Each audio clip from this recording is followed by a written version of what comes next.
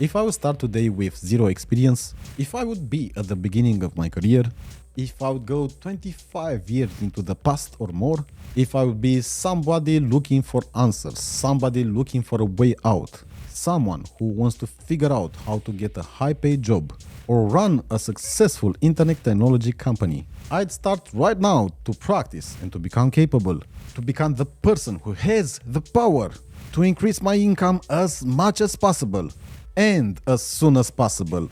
I will start with freelance until I get my first job. After I get my first job, I want to get as much experience and as many responsibilities as humanly possible. I would also supplement with freelance while I'm employed so I can keep growing and keep money raining down. And I will stay employed until freelance beats any offer I could possibly get as a permanent employee. To join a team and practice daily, subscribe to Join Wow Dope and apply.